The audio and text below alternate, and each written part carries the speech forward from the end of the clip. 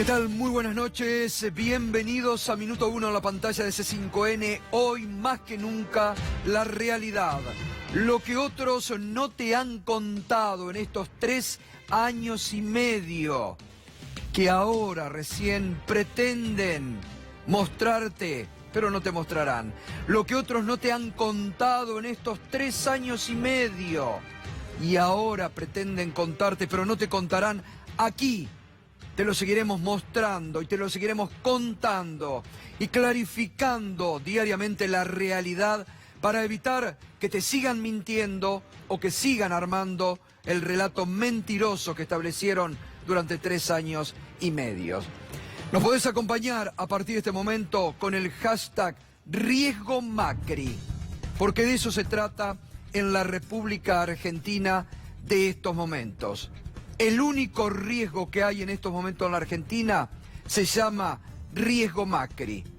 Porque estamos, y no porque lo hayamos inventado nosotros, sino porque lo vemos desde el domingo hasta las últimas horas. Lo habíamos visto la semana pasada, un presidente con un estado de ánimo cambiante, que un día gritaba exageradamente y al otro día lloraba. Lo hemos visto desencajado por estas horas, enojado con la sociedad, enojado con la realidad, que no encaja, que no coincide con la realidad, que está fuera de la realidad.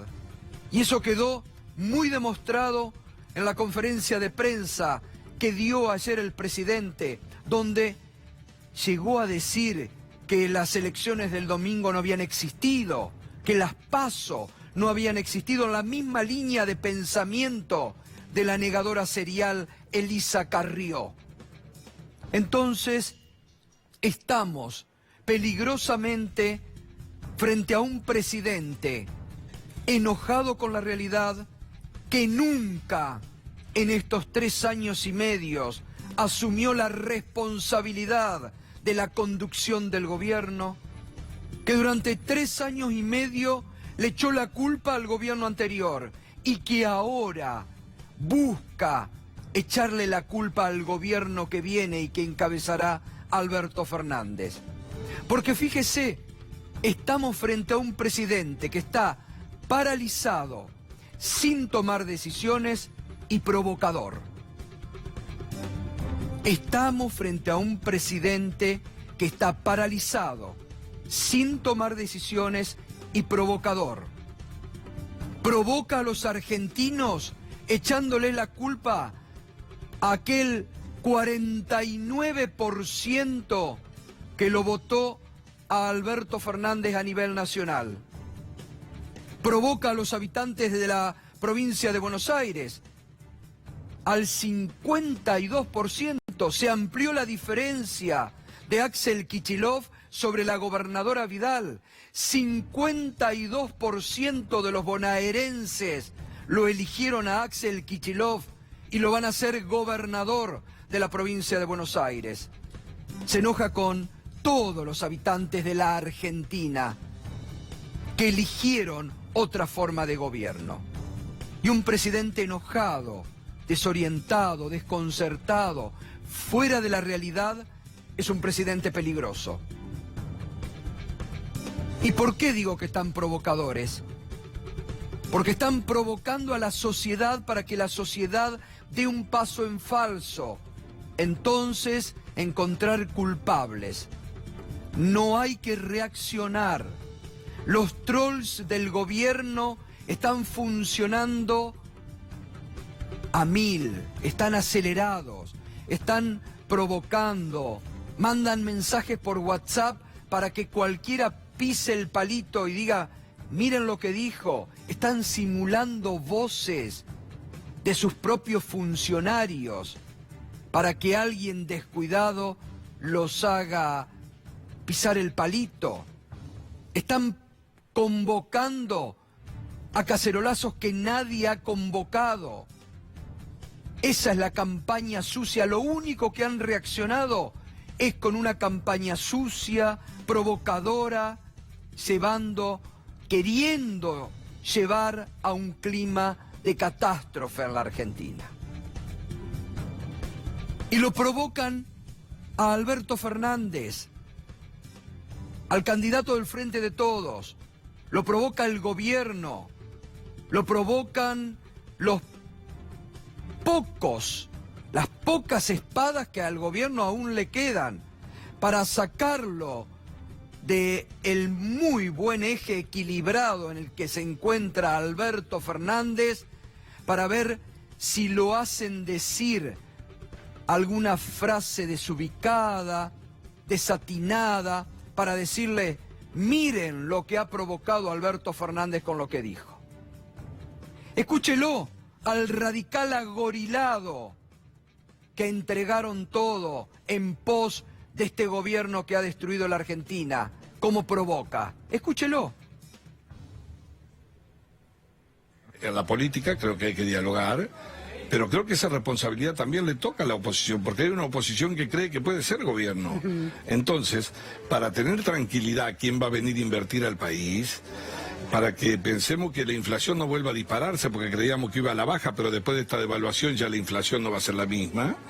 Necesitamos que la política, el que gobierna, más el que pretende gobernar o que puede estar cerca de gobernar, le diga a quienes invierten, a los argentinos, al mundo: mire, hay un espacio razonable que no va a cometer los antecedentes de una Argentina que durante otros periodos hizo determinadas cosas.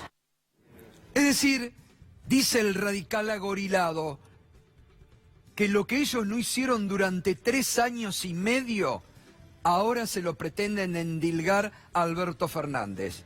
Alberto Fernández le dijo a los representantes del Fondo Monetario Internacional, cuando estuvieron en la Argentina y cuando pidieron reunirse con él, claramente lo que piensa. No necesita Mario Negri ser intérprete de cualquiera. Alberto Fernández se lo dijo clarito. Habló mucho en esa reunión. Escucharon los representantes del Fondo Monetario Internacional. Les dijeron que sí, que van a cumplir con los compromisos, pero con los tiempos que la Argentina va a imponer, la política argentina, no el Fondo Monetario Internacional, como hace este gobierno. Fíjese, es un gobierno que está paralizado. El representante del fondo en la Argentina, Nicolás Dujovne, no habla. No habla porque están esperando las señales, las reacciones, lo que el fondo les permita hacer. Poco pueden hacer si no han hecho nada durante 3 años y medio. Si estafaron electoralmente con las promesas incumplidas del 2015. ¿Qué pueden hacer en 2 meses? ¿Qué pueden hacer en 2 meses de lo que no hicieron en 3 años y medio? Tratarán de hacer algunos paliativos, tratarán de hacer algunos anuncios pomposos para tratar de captar algún voto, de volver a mentir al electorado. Ya se dio cuenta la sociedad argentina quiénes nos gobiernan. Quedó demostrado el domingo último y por eso el presidente aún no reacciona y está en estado desconcertado, provocador, porque fíjese, el discurso que ayer produjo el presidente causó mucho enojo entre los algunos racionales que aún quedan en este gobierno, porque habían combinado otro discurso y el presidente salió a echarle la culpa a la sociedad. Y se lo hicieron notar y le dijo a alguien: eso no era lo que habíamos combinado. Y bueno, ¿qué querés? ¿Qué querés? Esa fue la respuesta del presidente. Un presidente enojado con la realidad, desconcertado y paralizado. Pero eso sí, fíjese hoy, en la Casa Rosada, sin anuncios, sin hablar, sí estuvo tiempo para reunirse con algunos estudiantes que estaban visitando la Rosada. Mauricio Macri. ¿Vamos a apuntar más? No fue también elección. En estos momentos el presidente Mauricio Macri en el Parque de las Palmeras dialogando con alumnos. Así, a los estudiantes que estaban les dijo: necesitamos más votos, porque no nos fue bien. Y miren la preocupación del presidente hoy. Según la agencia oficial dinamitada por la gestión de Hernán Lombardi, Macri antes del debut de De Rossi. Estamos todos curiosos por ver lo que hace. En un breve intercambio con Telan y tras saludar en Casa Rosada a alumnas de una escuela santafesina, el presidente respondió a la requisitoria sobre el italiano, campeón mundial en el 2006 con el Xeneize.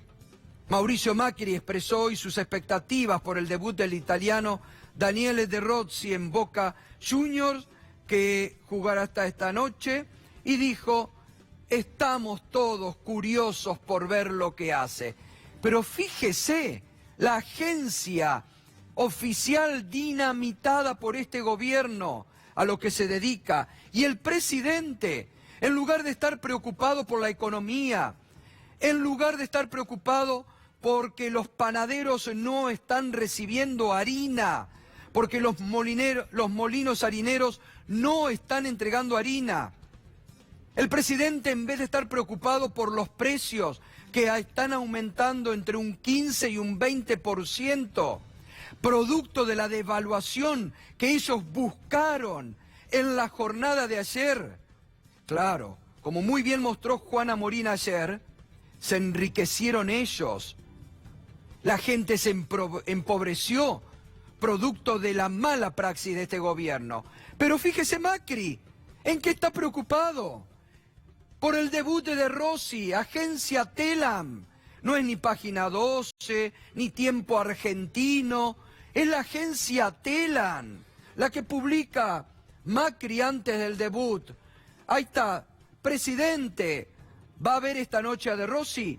Sí, ¿a qué hora es? A las 21:10. A las 21:10 estamos todos curiosos por ver lo que hace. Esta es la agenda del presidente.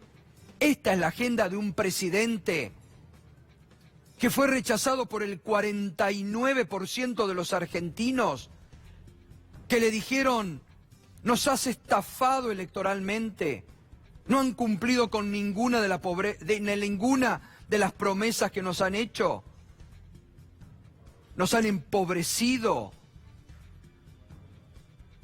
han aumentado el desempleo, la indigencia, y el presidente está preocupado por De Rossi. ¿Por qué decimos que es peligroso? ¿Por qué decimos que el riesgo Macri es lo que hoy está atentando contra esta transición? Acá está la respuesta, nadie lo inventa. Y además lo dicen desde el propio gobierno, que un presidente que escapa a los consejos de los más racionales y que no escucha los buenos consejos. Fíjese también, en el gobierno comienza a producirse una grieta que ya se veía venir, en la alianza que gobierna la Argentina, pero que después del terremoto de los votos del domingo, comienza esa grieta y comienzan los actores a separarse y a tomar caminos separados. Ya veíamos cómo lo escondían al presidente en la boleta de las provincias de Buenos Aires. No hacían campaña con la imagen del presidente, no lo querían ver sus propios partidarios a Macri en la provincia. Y ahora hay una grieta que empieza a ensancharse. Por un lado están los que se pintaron la cara con Marcos Peña, el propio presidente, que creen que tienen que ir a todo o nada, aunque eso sea traer más preocupación a la Argentina. Acá también está Elisa Carrió, que está con la cara pintada y a todo o nada. Algunos dicen los Nerones del gobierno. Pobre Argentina. Y después hay otra ala. A ver. Está tuiteando ahora Carrió. Y sí, tan provocadora, fuera de la realidad, burlándose de la sociedad. ya sin muebles en mi casa, trabajando como loca. ¿Está el momento como para reírse de la sociedad, tomar para la joda cualquier cosa? ¿Se da cuenta de la irresponsabilidad de estos gobernantes, de esta alianza gobernante? El presidente preocupado por el debut de Rossi.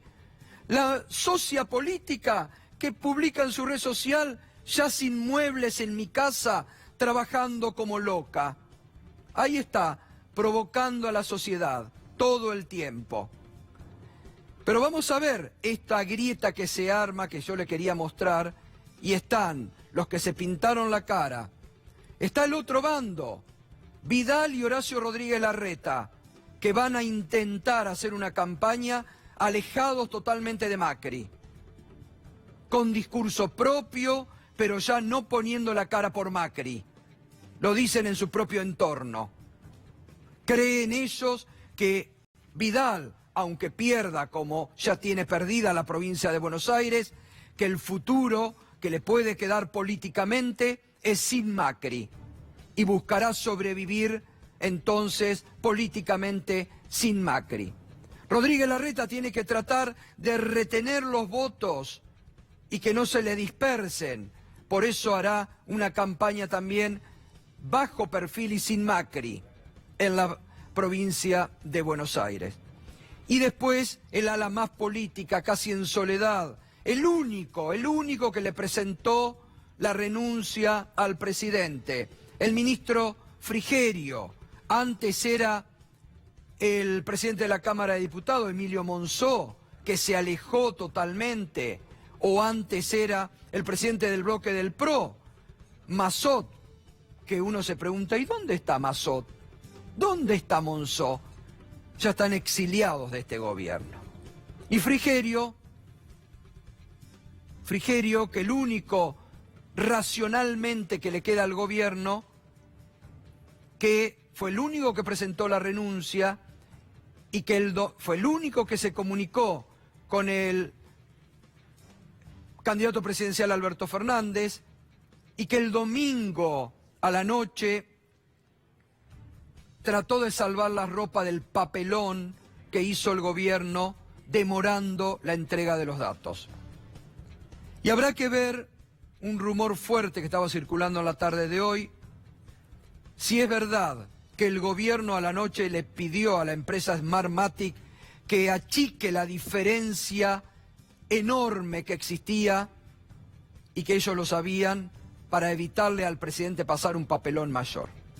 Habrá que ver si eso es verdad de un rumor fuerte que circuló y que Smartmatic, dicen, se negó y por eso habría sido la demora en la entrega de los datos. Y también nos preguntamos, ¿y los radicales dónde están? Los radicales socios políticos de este gobierno. Cornejo, mire lo que dijo Cornejo. Se despegó, habló de voto bronca al plan económico nacional. Voto bronca al plan económico nacional. Lo mismo, claro, está cuidándose la ropa porque Mendoza vota en septiembre y porque los mendocinos en las PASO le dieron la vuelta, le dieron la espalda. Lo mismo dicen que cuenta y dice el emperador Gerardo Morales I de Jujuy.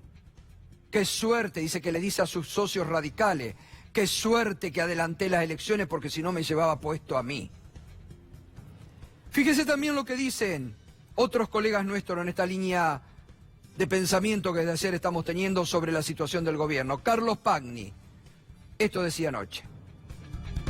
Dijo de un modo u otro que el problema que está viviendo hoy la Argentina es que la gente se equivocó al votar. Dijo, bueno, lo que pasa es que la gente eligió a un grupo de representantes encabezados por Alberto Fernández y Cristina Kirchner, que a los mercados, él dijo, al mundo, no le resultan confiables.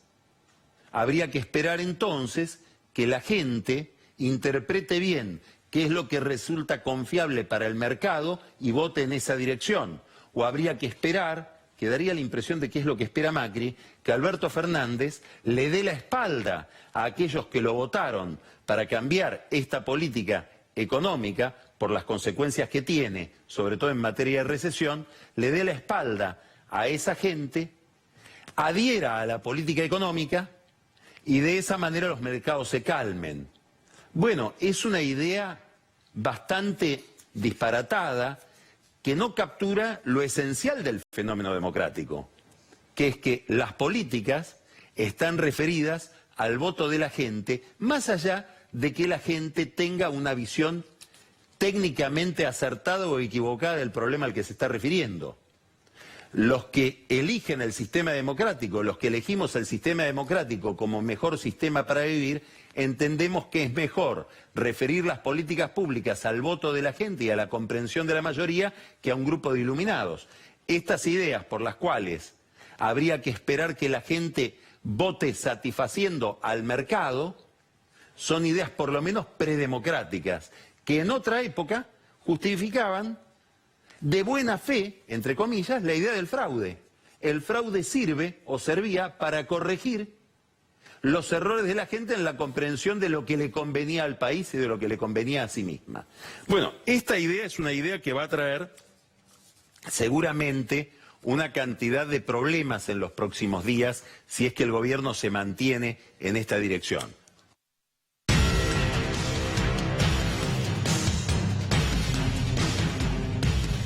Y los datos de la economía, el riesgo país que trepó histórico en los últimos 10 años. 1.771 puntos de riesgo Macri tiene hoy la Argentina. 1.771 puntos. Fíjese cómo fue evolucionando todo durante este mes, durante la presidencia de Macri. El 15 de julio estaba en 771, el 9 de agosto en 872, el 12 de agosto 1.467, hoy cerró récord histórico, 1.771 de riesgo Macri en la Argentina. Y el dólar, hoy, ¿a cuánto cerró el dólar? También, para tenerlo en cuenta, 58,33 cerró hoy el dólar. Fernando, buenas noches. ¿Qué tal, Gustavo? Buenas noches. Vos sabés que me decían los más memoriosos que desde la crisis de 2001-2002 no se veía una caída en el valor de los títulos públicos como la que se registró entre lunes y martes. Histórica caída del valor de los títulos públicos. Para que tengas una idea, hay un bono que es uno de los más representativos de la deuda argentina porque es el que más volumen operado hay, que es el bono 2020 en dólares. Hoy está rindiendo 63% en dólares. Si vos crees que de acá a un año Argentina no va a entrar en default, 63% está rindiendo la deuda de Argentina en dólares a un año. Es un valor que te deja claramente expuesto que no hay ninguna confianza en el gobierno de Macri, que esto lo genera el gobierno de Macri y que las consecuencias van a ser intentar de salir de esta situación, el gobierno que llegue. Pero hoy el gobierno de Macri llegó a este valor récord de riesgo país desde la crisis de 2001 y con bonos que están rindiendo en dólares 63%. Es récord en el mundo el riesgo Macri, señores. Tanto que habla este gobierno y se llena la boca de que están integrados al mundo. Tanto que han repetido Venezuela, Venezuela, Venezuela, que el coro del periodismo oficialista repetía Venezuela, Venezuela, Venezuela. Bueno, miren, estamos por ser Venezuela, Macri. Estamos por ser Venezuela en la era Macri. Tanto que repetían y el coro del periodismo oficialista, Venezuela, Venezuela, Venezuela. Mire, Venezuela encabeza el ranking mundial con 2.000 puntos. Le sigue la Argentina de Macri con 1.771. Autoprofecía cumplida. Para los que tanto repetían Venezuela, Venezuela, Venezuela como loritos parlachines. Ahí está. Primero Venezuela, 2.000 puntos, riesgo país. Segundo, la Argentina de Macri, 1.771 puntos, riesgo Macri. Tercero está Ecuador, 706 puntos. Egipto, cuarto, con 539.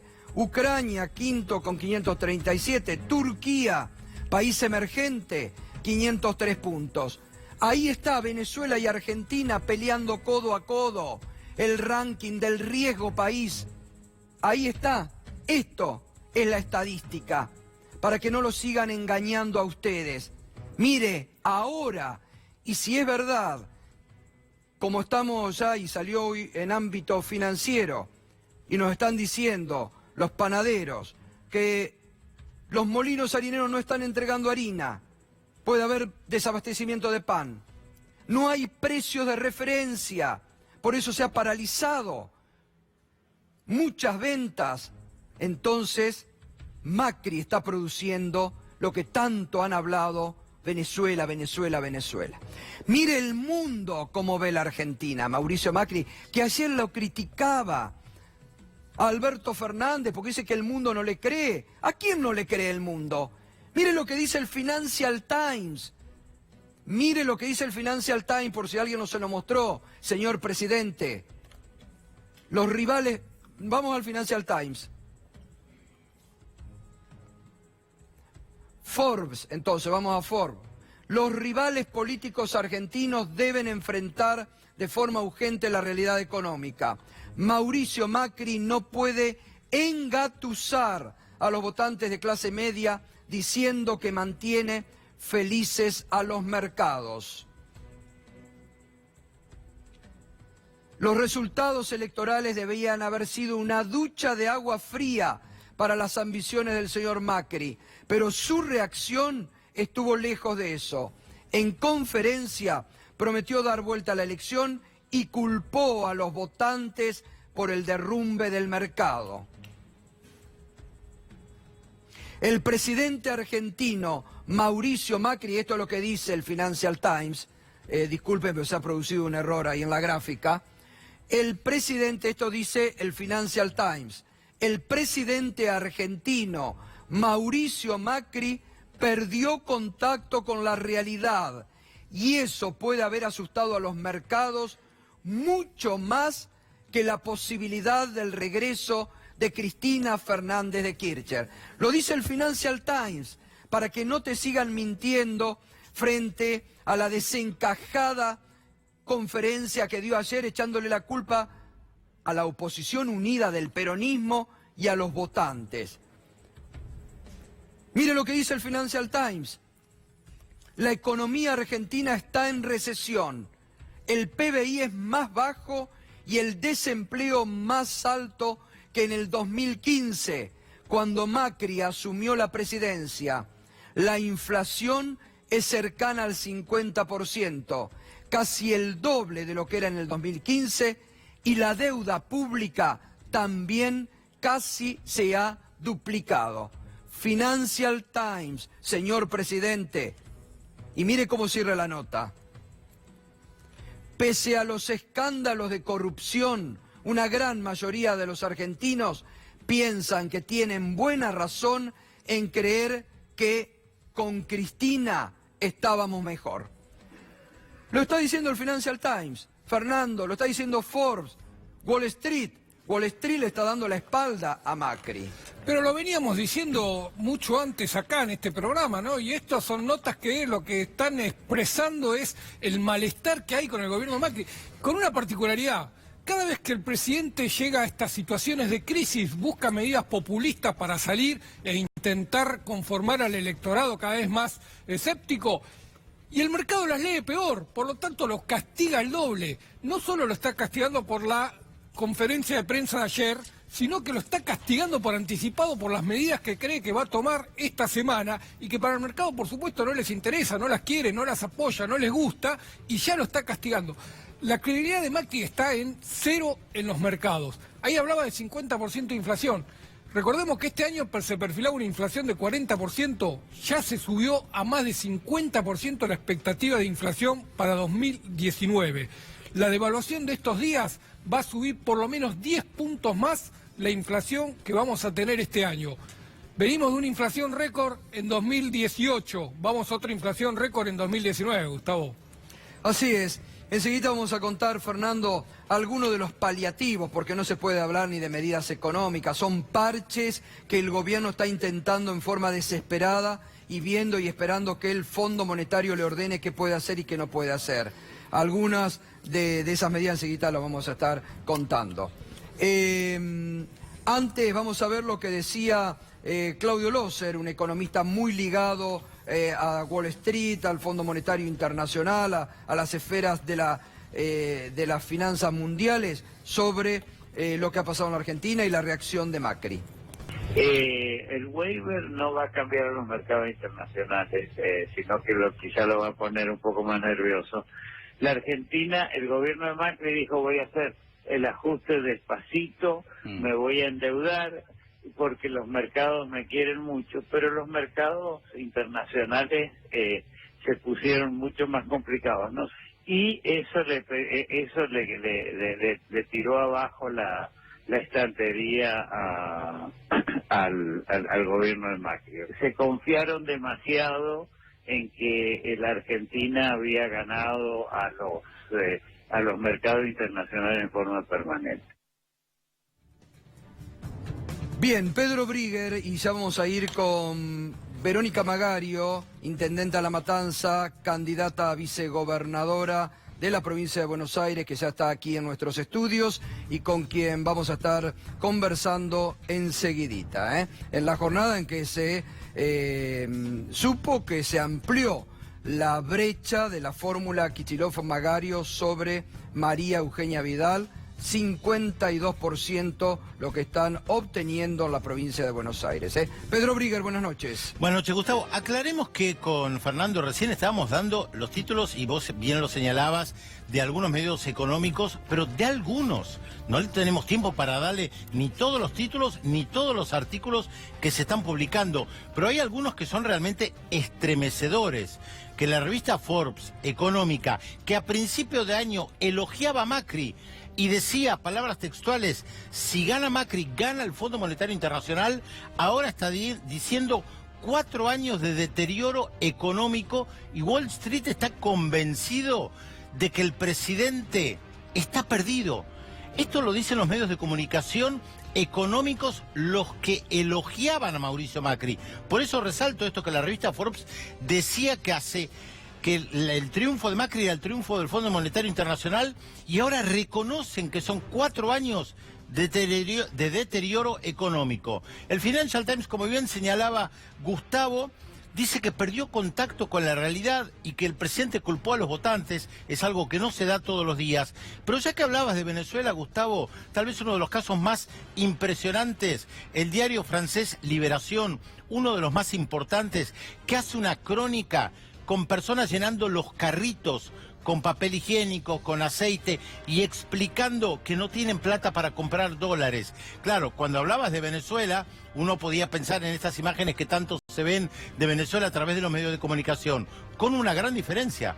Venezuela es un país bloqueado, casi en una situación de guerra. Argentina no está bloqueada y hay gente llenando los carritos con mercadería, y esto es citado por los medios de comunicación en el mundo, Gustavo. Muchas gracias, Pedro. Estamos ya con Verónica Magario. Buenas noches, Verónica. ¿Qué tal? Buenas noches. La estaba mirando de reojo mientras hacíamos todo y la veo con cara de mucha preocupación. Sí, la verdad que es eso, preocupación.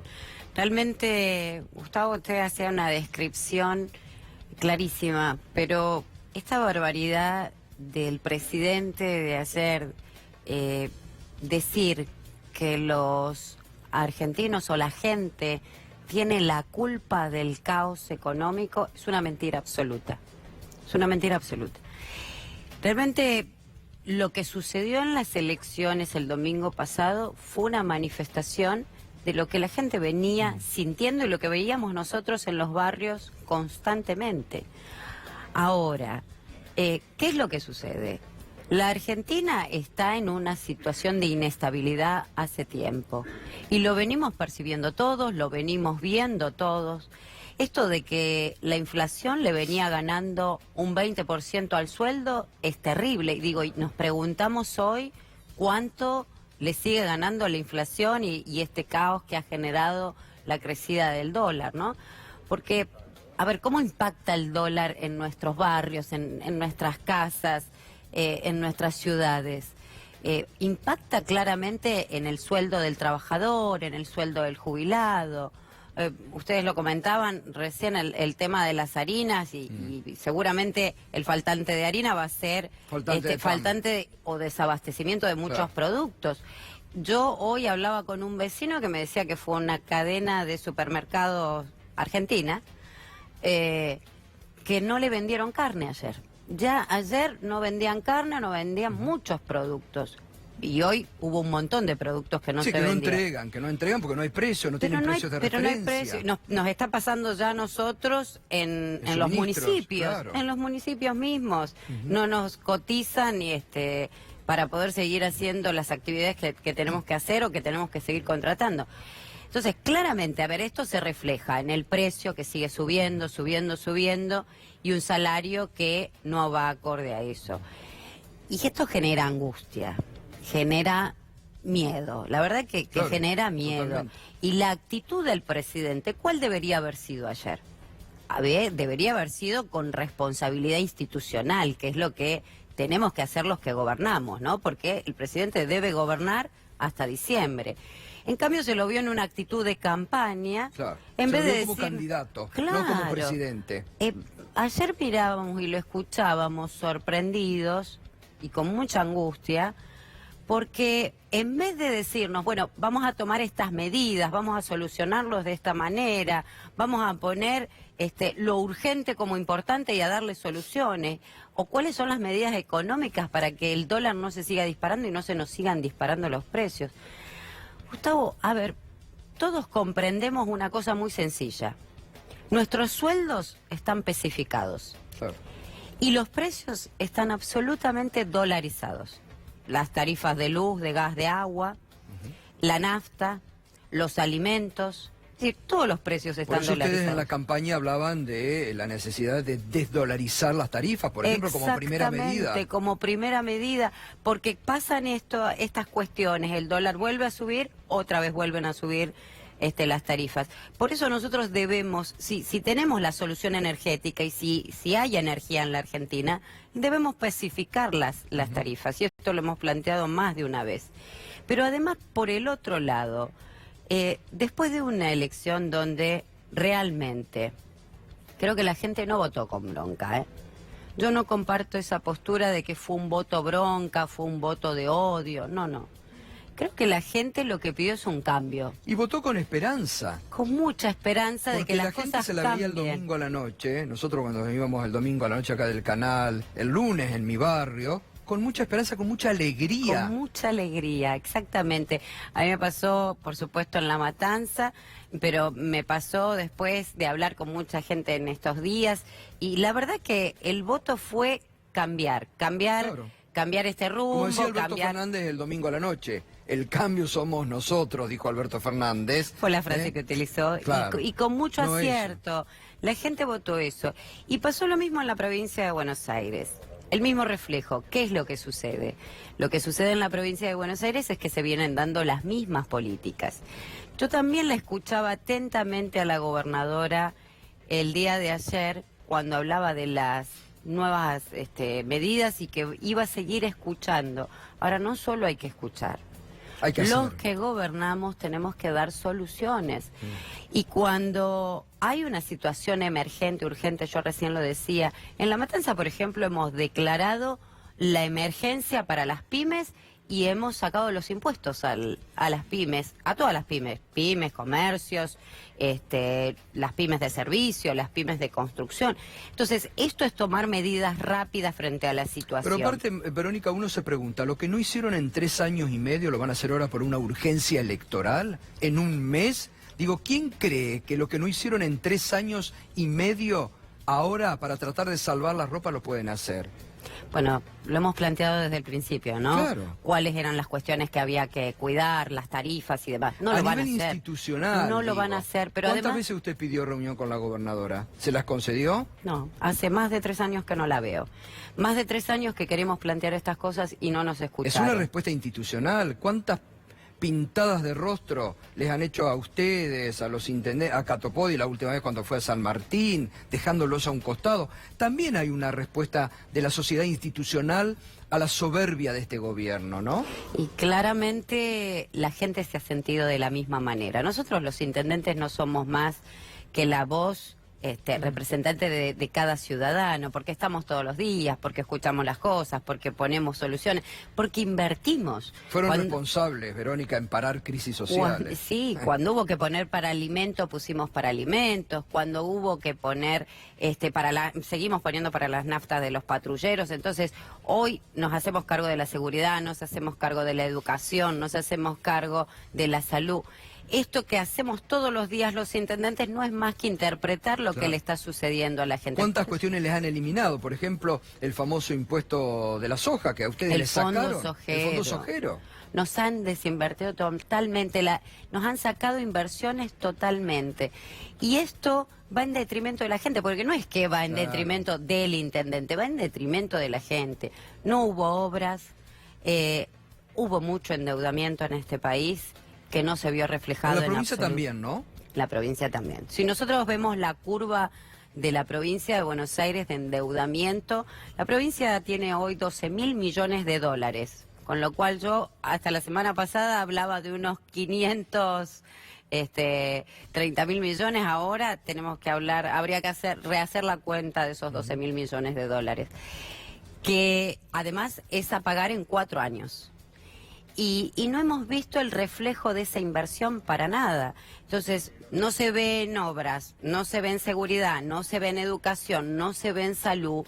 Realmente va a quedar una provincia compleja, pero compleja como está la situación y la vida de los argentinos y, por supuesto, de los bonaerenses. Además, los índices son terribles de la provincia. Es la provincia que más desocupación tiene, es la provincia que más pobreza tiene y está concentrada en los cordones industriales sobre todo. Hemos crecido del 7 al 12%, al 12,3% de desocupación. Es una barbaridad, es un 70% de aumento. La indigencia lo que ha crecido. Bueno, y la pobreza ha crecido en los niños hasta 18 años, en el conurbano ha llegado hasta el 64%. Entonces, estamos diciendo, más de la mitad, el 64% de los chicos no comen. Esta situación crítica, grave, es la que se venía manifestando. Pero bueno, yo creo que sí hay que mirar con esperanza, no con miedo. No con miedo, creo que estas actitudes del presidente, estas irresponsabilidades del presidente, las irresponsabilidades de quienes están gobernando, creo que lo que tenemos que hacer es no tener miedo, sino al contrario, unirnos más que nunca, trabajar la paz social es muy importante. No responder a las provocaciones. No, porque de verdad que nosotros hoy tenemos una gran responsabilidad que nos la ha dado el domingo pasado la provincia de Buenos Aires, por ejemplo, para Axel y para mí nos queda... Aumentaron el porcentaje, 52%, es impresionante. ¿Se habían olvidado de los votos en blanco o los habían contabilizado al revés? Hicieron mal las cuentas. Parece que se habían olvidado de un 2% más de votos. Sí, fue evidentemente un pedido de los bonaerenses de cambiar también las políticas de María Eugenia Vidal. La provincia no está bien, está en una situación crítica y María Eugenia Vidal, lo que le sucede, la gobernadora se ha dedicado a cuidarlo a Macri hasta ahora y por más que ahora intente despegarse, ya no hay margen. Lo decía Axel en campaña, ¿no? Se ocupó de un solo bonaerense de Macri, no se ocupó de todos los bonaerenses. Exactamente, fue así. Por eso nosotros tenemos una gran responsabilidad, y hay que transmitir esto de la tranquilidad, de la unidad y exigir al gobierno nacional y también al gobierno provincial, que tomen medidas y que gobiernen hasta diciembre, pero con medidas urgentes y emergentes. La gente no puede seguirlos esperando y que ellos miren hacia un costado. Totalmente. Juan.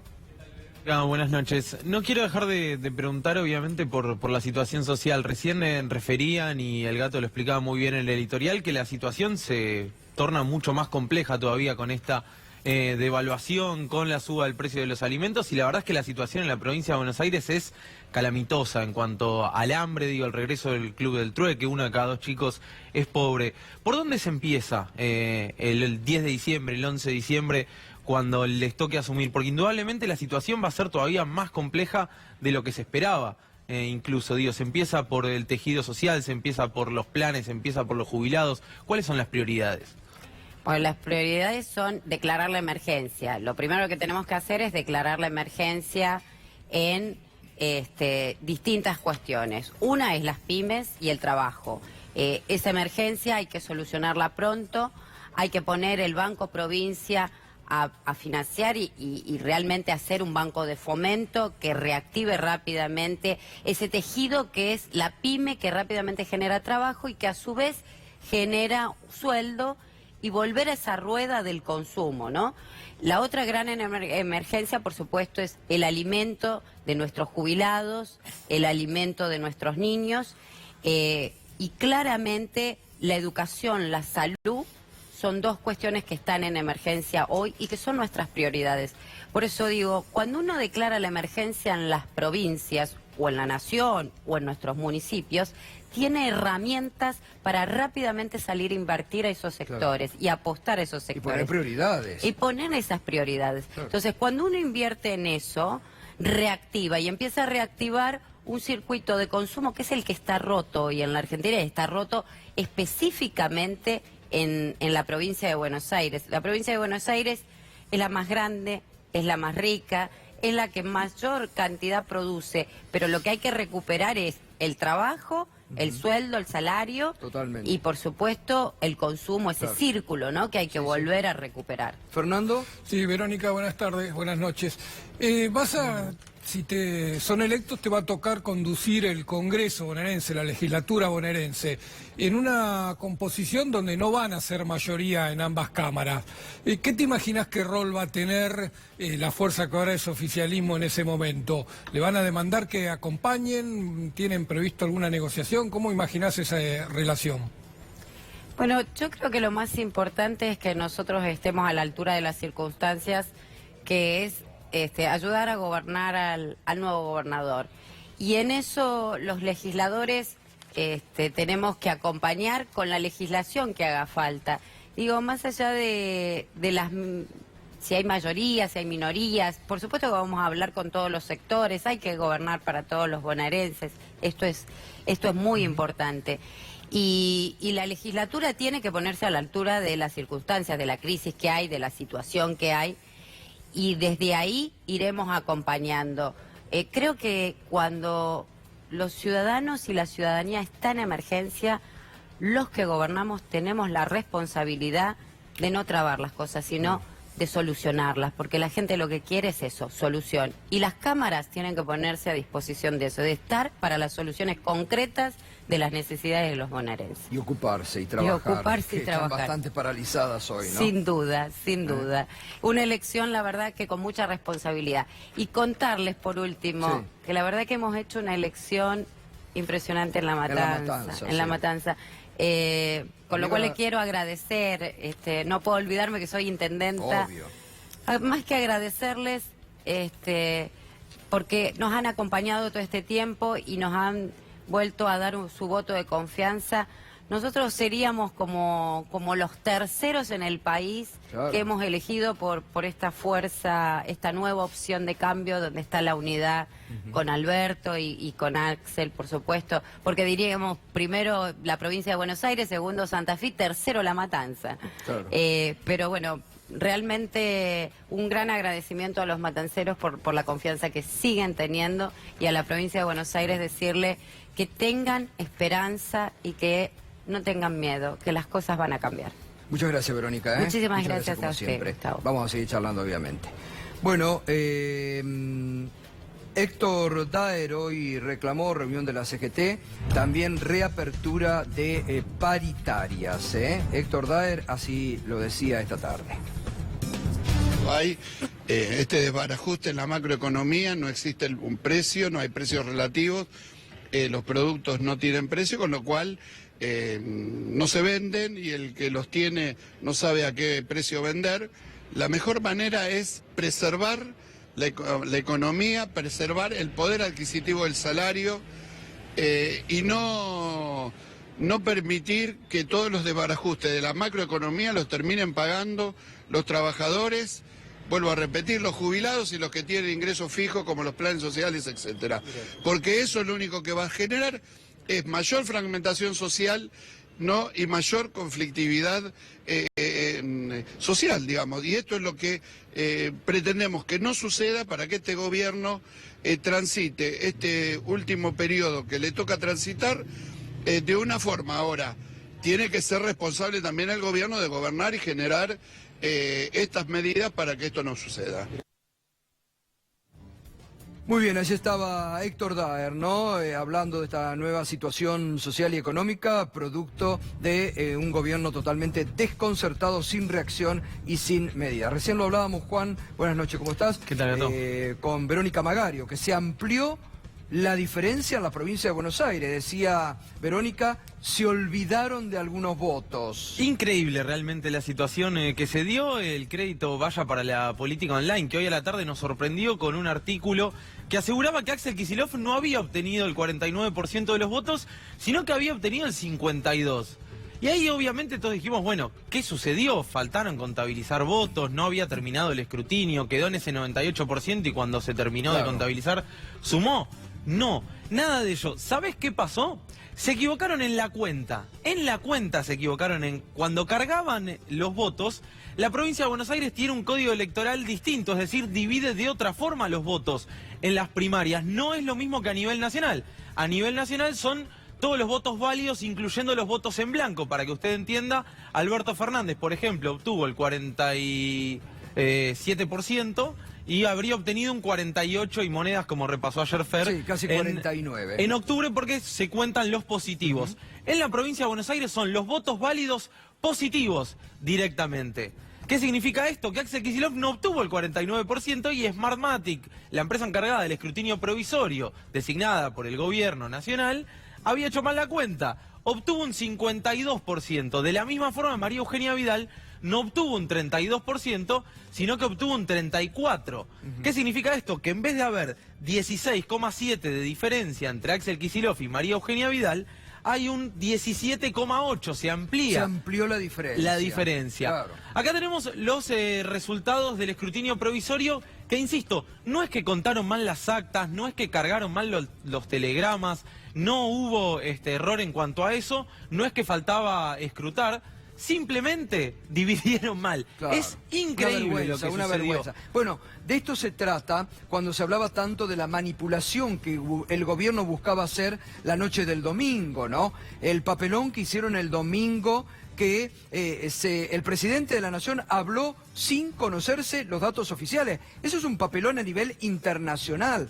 Es una grave falla para la democracia. Un presidente que habla sin datos oficiales. Es otro papelón de este gobierno. Entonces, fíjese, ahí está la manipulación que intentaban hacer. Porque si hoy la política online no nos daba este dato y nosotros se lo contamos ahora a usted, ¿qué diario mañana va a sacar? Axel Kicillof ganó en la provincia con el 52-53%. Nadie. Así te manipulan la información. Es mucho.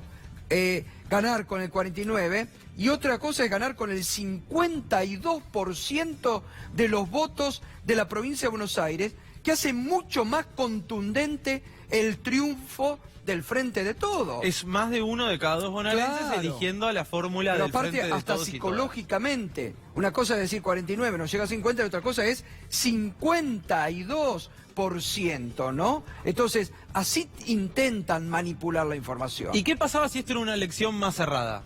digo, si fuera una elección como preveían las encuestas, como dijo el Ipsis, como dijeron los distintos consultores, de 1 o 2 puntos. Bueno, era importante realmente, porque a mayor diferencia, obviamente, el porcentaje se estira como en este caso. Y otra cosa respecto a eso, es muy interesante y es para charlar más allá de la enorme diferencia que terminó habiendo, por suerte digo en el sentido de que no hubo objeciones o que por lo menos pasó desapercibido. La cantidad de fallas de Smartmatic el día domingo fueron incalculables. Bueno, te propongo que las empecemos a contar a partir de mañana. Se cayó el sistema durante más de 40 minutos, no pudieron cargar telegramas. Confirmado esto por el apoderado del Partido Justicialista el propio domingo, Jorge Landó.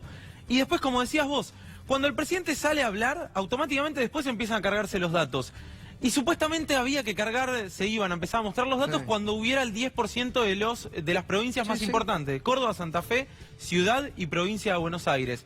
Cuando se cargó, había mucho más que el 10% cargado de esos 4 distritos. Es decir, claramente se estaban reteniendo los datos. No, y además esta información que hoy me acercaban a mí, que también hay que confirmar, ¿no? Que el gobierno le había pedido a Smartmatic que reduzca la amplia diferencia para que el presidente no esté tan derrotado. Así que te propongo que lo hagamos para mañana, ¿eh? Por ahora el gobierno insiste en que Smartmatic va a seguir en octubre, realmente increíble. El Frente de Todos todavía no descarta seguir haciendo presentaciones. Bien, ahora seguimos, Juan. Bueno, vamos a meternos con el tema económico que nos está preocupando mucho. Está Leandro Mora Alfonsín, economista. ¿Qué tal, Leandro? ¿Qué tal, Gustavo? ¿Cómo estás?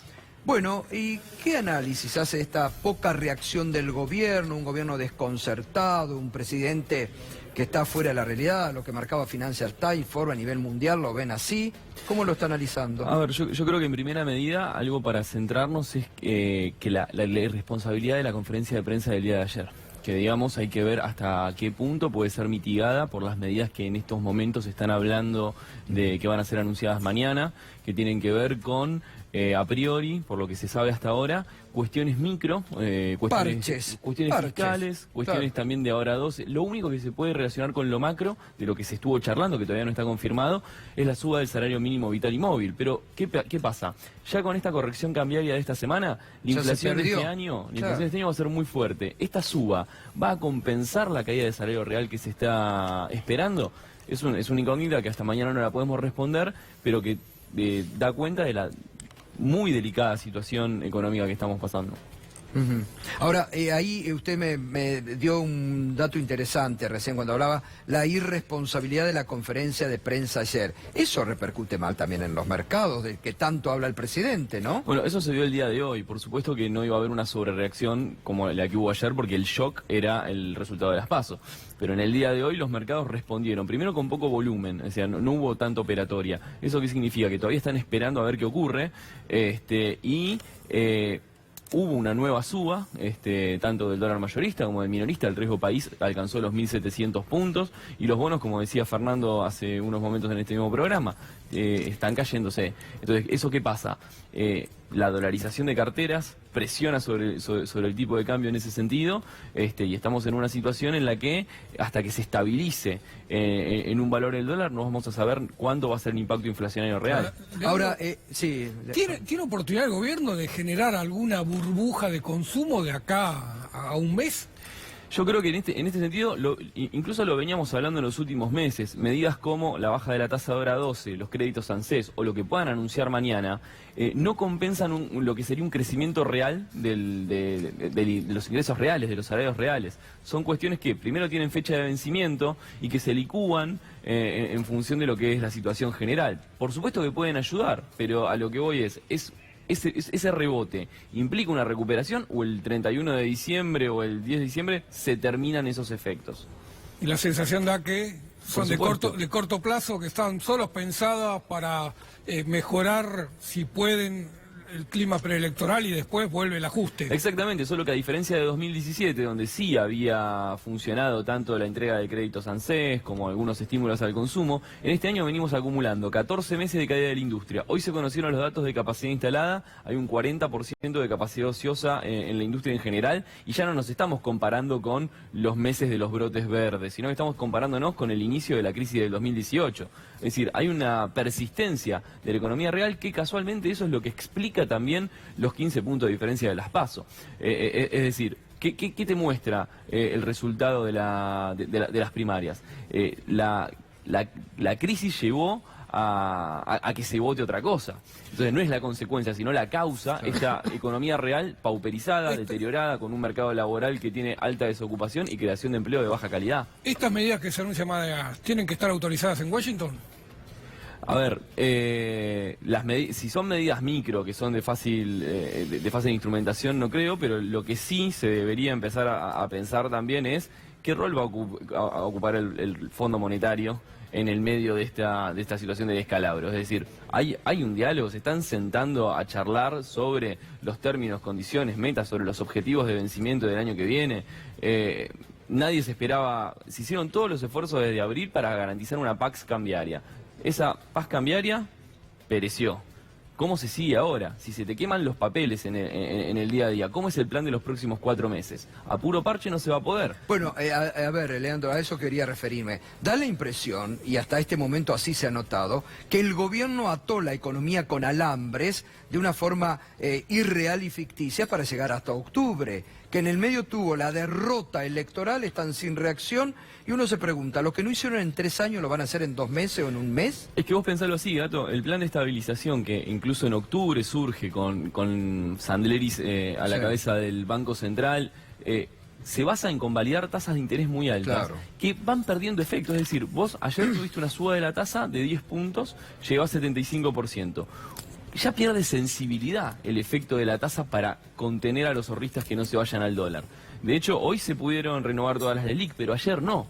Y ahí hay un riesgo latente, porque si no se renuevan las LELIQ, esa masa de pesos no renovados, ¿a dónde va? Al dólar, generando presión sobre el tipo de cambio. Entonces, esos alambres que vos mencionabas tienen que ver con una política económica que se había desplegado pura y exclusivamente en tratar de aguantar, en tratar de llegar a una apreciación ficticia del tipo de cambio, que hoy encuentra su límite cuando los mercados sienten incertidumbre. Y otra cosa, más que hablaban algún tipo de consumo, yo lo que estoy percibiendo desde ayer, hoy, cuando uno habla con la familia, con los vecinos, con los amigos, con algunos economistas, es que la gente está con miedo, no va a gastar un centavo, la gente trata de ahorrar, hasta algunos estaban hoy buscando alimentos para atesorar ante la posibilidad de algún desabastecimiento. ¿Quién va a ir a jugar con un gobierno que está desconcertado, que no sabe qué va a pasar, que el dólar se les escapa, a invertir o a comprar algo en cuotas cuando no sabemos si vamos a poder adquirir un paquete de yerba que está pasando los 200 pesos? Y no solo la gente, sino también las empresas. Yo ayer, por cuestiones laborales, hablo permanentemente con empresarios PYME, ayer he hablado con industriales, con proveedores de vino, con empresarios de distinto tipo, y nadie tenía precio. Todos decían, muchos me quieren comprar incluso para cubrirse con algunos productos, no tengo precio. Yo hasta el final del día no puedo decir si vendo o no vendo porque no tengo precio, no sé dónde va a estar. Porque ¿qué pasa? Con los movimientos del dólar tan fuertes, la cobertura de cuánto te va a cobrar tu proveedor, cómo va a ser la próxima lista de reposición de tu producto, empieza a ser un problema para el PYME. Entonces, no solamente que no vende porque no hay consumo, no vende porque no tiene precio, al menos en esta semana, no en este corto plazo.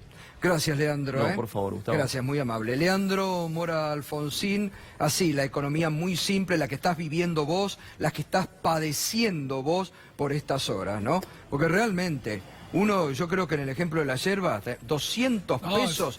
y los precios que van a llegar esta semana. Pedro hablaba mucho del valor de la leche durante muchos meses. Ahora estamos, 200 pesos un paquete, un kilo de yerba. En la Argentina realmente es escandaloso, ¿no? Es escandaloso. Bueno, ya seguimos, pausa, tenemos mucho más para la próxima hora de análisis, clarificando la información. Lo dijo el Financial Times. Que no te engatusen.